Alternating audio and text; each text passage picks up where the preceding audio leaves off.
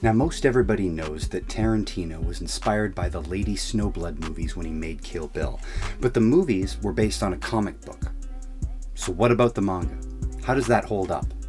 Did the movies do the original comic justice, and was Lucy Liu's character the only influence taken from Lady Snowblood?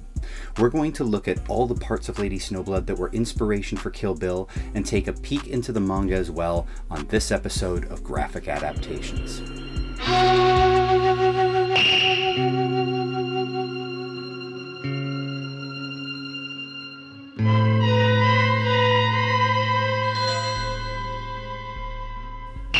Most of the time that people think of the bad girls in comics, they're usually referring to characters from the 90s.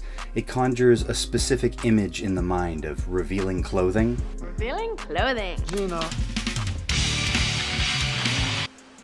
Or figures that match your favorite porn star. But I think that Lady Snowblood should qualify as a bad girl, even though she was created in the 1970s. And she doesn't wear a skimpy outfit, but her story is rooted in sex, rape, and prostitution. Pure exploitation. That helps to make her edgier, which is important for bad girls of the 90s, but also the extreme level of violence that is exemplified in the live-action movie and her pop culture credentials tied to Kill Bill make her more influential than most bad girls in comics ever were, and decades after the 90s even.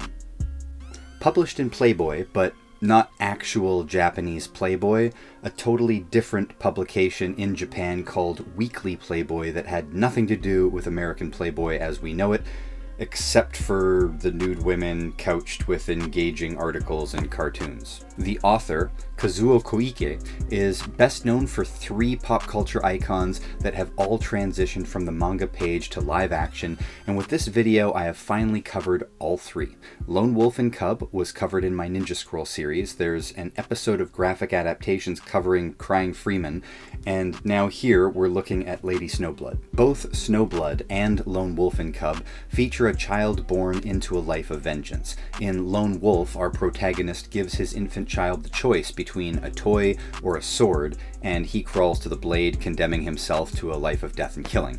Kind of questionable to give an infant such a heavy choice, but Snowblood is even more disturbing. After she witnesses the murder of her family and is sexually assaulted by the men who did it and then is thrown in jail for life, Snowblood's mother has sex with the guards and the monks just trying to get pregnant so her child can one day escape the prison and grow up to exact her vengeance finally. It's like she's really playing the long game. Now, reading through the manga, I thought it would be more direct and to the point of the revenge, but instead the serialized story gives us the adventures on her road to revenge, with each side quest getting her a little further on her journey. The book shows more of her adventures because she's an elite assassin for hire, so she's hired to kill a brothel owner, the boss of a gambling den, a rickshaw business owner who's abducting women. They're all bad guys, and most subplots involve some kind of overtly sexual subject matter. There's a thug who kidnaps Snowblood in one part of the book and threatens to rape her with his extraordinarily large penis. Yes, I said penis. But despite all of that exploitation, I also think that the original story has more political context to it, and parts seem almost entirely devoid of vengeance with lots of exposition. The film, in contrast, with its limited runtime, succeed in condensing the plot and giving us only the bloody vengeance. It cuts out all of the side quests and give us only the meat and potatoes. You could see this as a luxury of the format in either case, I guess. But in the world of 70s exploitation cinema, brevity and ultra-violence are assets.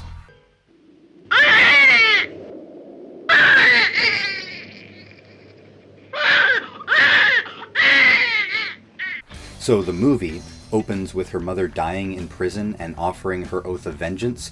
There's something very primal and visceral in Lady Snowblood, the movie, and maybe it's because it's unrelenting in how savage the story is.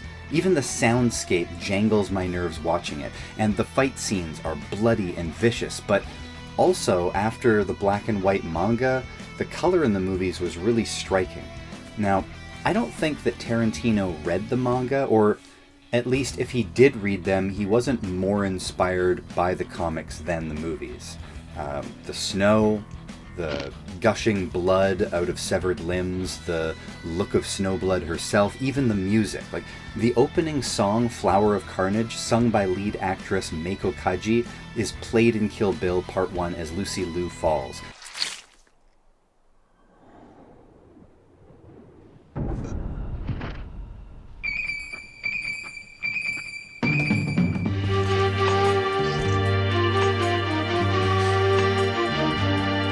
Plus, overall, the entire plot is an inspiration for Kill Bill and the bride character. But there's still more. There's the chapter breaks with text titles, and the frozen title cards for the characters who are on the list. There's the disjointed style of narrative, flashing back and forth to tell the story instead of a more traditional linear progression. So we can start with Lady Snowblood in some awesome fight scene and then fill in the context after with a flashback to her mother's rape and imprisonment, similar to the bride in Kill Bill. There's also a pretty iconic camera shot of her looking up at the killers, or in Kill Bill, the Viper Squad, depending on the movie. Like, it's really direct. I'll see if I can put them up on the screen for you to see the comparison. Snowblood is also trained by a cantankerous old master who's cruel and abusive. She trains until she's acquired near supernatural fighting abilities, not unlike the bride.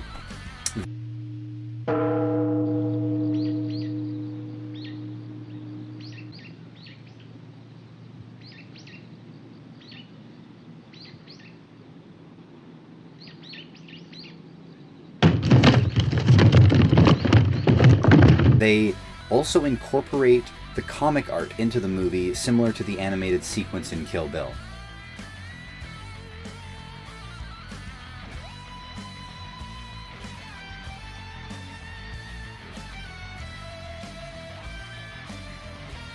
And in the animated sequence in Kill Bill, when Oren Ishii is getting her revenge, the line, "Look at me closely, do I look like someone you may have killed?" is taken directly from Shurei Yukahime, except Snowblood says, "raped instead of killed."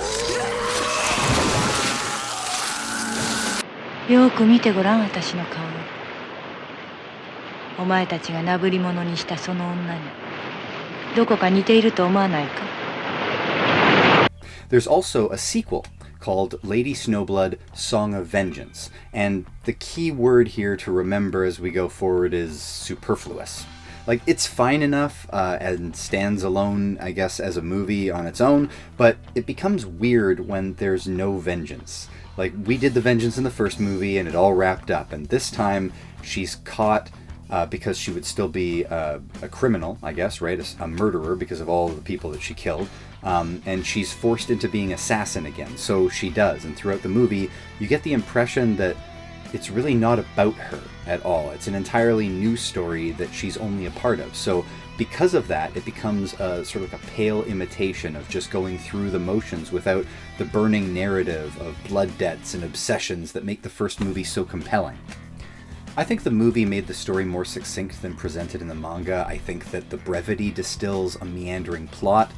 The manga will certainly give you more of the universe, but the live-action film is going to give you color, like the color of blood on snow, and with such a visceral story, that visual action is better displayed in live action, in my opinion. Now, if you want to check out the manga, you might have to go looking for the downloaded version. Dark Horse published a great set of the books that are now out of print that use the Kill Bill iconography to help sell the set. And if you're a fan of Kill Bill and haven't seen Lady Snowblood, I would highly recommend you check it out. And we'll see you next week. You can hear my dogs barking. And we'll see you next week.